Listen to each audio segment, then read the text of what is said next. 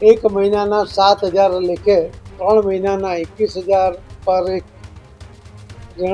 રહેણાંકવાસીને આજે ચેકની એમાઉન્ટ આપવાનું શરૂઆત કરી છે।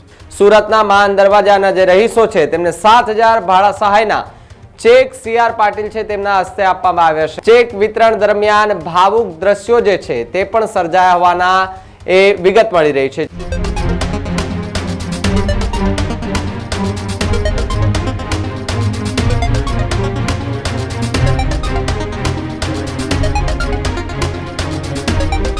સમાચારોમાં આગળ વાત કરીએ તો સમાચાર સુરતથી સામે આવી રહ્યા છે કે જ્યાં માન દરવાજામાં આવેલા ટેનામેન્ટમાં જે રહીશો રહેતા હતા તેના માટે રાહતના સમાચાર સામે આવ્યા છે। સુરતના માન દરવાજાના જે રહીશો છે તેમને 7,000 ભાડા સહાયના ચેક CR પાટીલ છે તેમના હસ્તે આપવામાં આવ્યા છે। પ્રદેશ પ્રમુખ CR પાટીલના હસ્તે ચેકનું વિતરણ કરવામાં આવ્યું હોવાના સમાચાર મળી રહ્યા છે। ચેક વિતરણ દરમિયાન ભાવુક દ્રશ્યો જે છે તે પણ સર્જાયા હોવાના એ વિગત મળી રહી છે। ચેક વિતરણ દરમિયાન CR પાટીલ સહિતના નેતાઓ ઉપસ્થિત રહ્યા હતા। ટેનામેન્ટ જર્જરિત હોવાના કારણે ટેનામેન્ટો ખાલી કરાવ્યા હતા તો રહીશો જે છે એમને અન્ય જગ્યા એ રહેવાની સૂચના આપવામાં આવી હતી। ત્યારબાદ મેનેજમેન્ટ જે છે તે કરવામાં આવ્યું છે। બધા જ રહીશો માટે નવું મકાન જે છે તે બનાવવામાં આવશે, પરંતુ ભાડા પેટે એમને 7,000 રૂપિયાનો ચેક જે છે તે અત્યારે અર્પણ કરવામાં આવ્યો છે। હું પણ અહીં રહ્યો છું તેવી વાત CR પાટીલ છે તેમણે સુરતમાં કરી છે। દર મહિને 1 કરોડ જેટલું એ ભાડું જે છે તે ચૂકવવામાં આવશે તેવી વિગત જે છે તે CR પાટીલે આપી છે। સાથે જ 1,213 જેટલા મકાન માલિકો એમને સીધી સહાય જે છે તે મળવાની છે। સાથે જ નવા મકાન 100 વર્ષ ટકાઉ બનશે તેવી વાત CR પાટીલ છે તેમના દ્વારા મંચ પરથી કરવામાં આવી છે। મકાનની જાળવણીની સૂચના જે છે એ પણ આપવામાં આવી છે। સાથે જ જો વાત કરવામાં આવે તો એ જર્જરિત ટેનામેન્ટો હતા કે જ્યાં રહેતા ત્યાં જ નવું મકાન એ લોકોને મળવાનું છે તેવી CR પાટીલ છે તેના દ્વારા વાત કરવામાં આવી છે।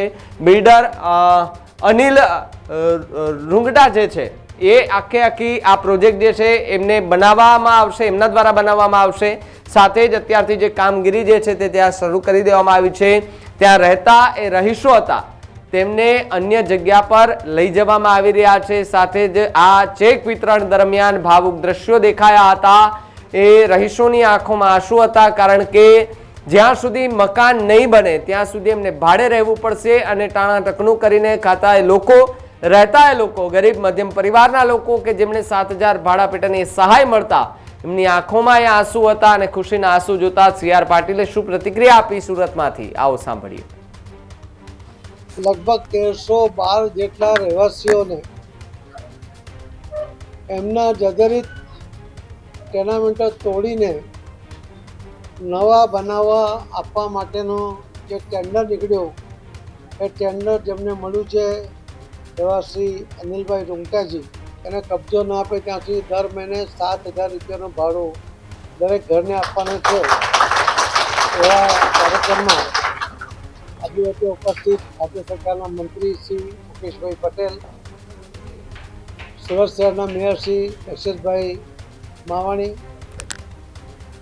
સુરત શહેર ભારતીય જનતા પાર્ટીના પ્રમુખ શ્રી હરીશભાઈ, લિંબાયત વિધાનસભાના ધારાસભ્ય શ્રીમતી સંગીતાબેન, સ્ટેન્ડિંગ કમિટીના ચેરમેન શ્રી રાજનભાઈ, મહામંત્રી શ્રી કિશોરભાઈ બિંદલ, કોર્પોરેટર શ્રી રાજેશ રાણા, ભારતીબેન, ઉષાબેન પટેલ, નાગરભાઈ નથી, દીપેનભાઈ દેસાઈ અને અહીં ઉપસ્થિત સૌ આગેવાનો। પહેલી શરૂઆત થાય છે એવા 33 ટેનામેન્ટના રહીશોને 1 મહિનાના 7,000 લેખે 3 મહિનાના 21,000 પર એક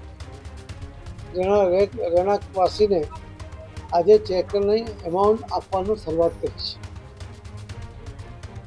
ખૂબ જ મધ્યમ વર્ગ કે મધ્યમ વર્ગથી પણ ગરીબ કહી શકાય એવા લોકો આ ટેનામેન્ટમાં રહેતા હતા।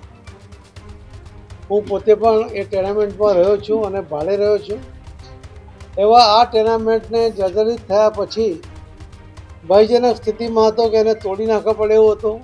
નહીં તો ક્યારેક પડી જાય તો મોટી જાનહાનિ થાય એવો જે બધાના મનમાં ડર હતો।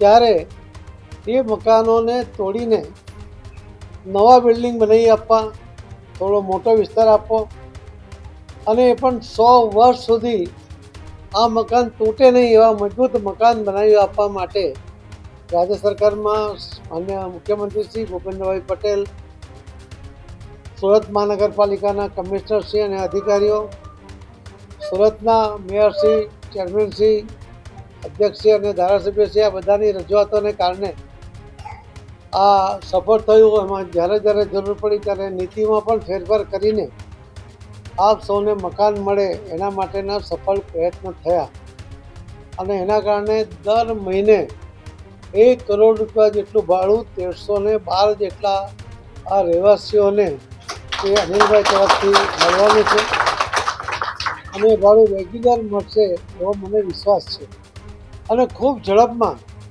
તમારું પોતાનું મકાન એકાદ રૂમ વધારાનો બાંધીને એની સાથે તમને આ મકાન મળી રહ્યું છે.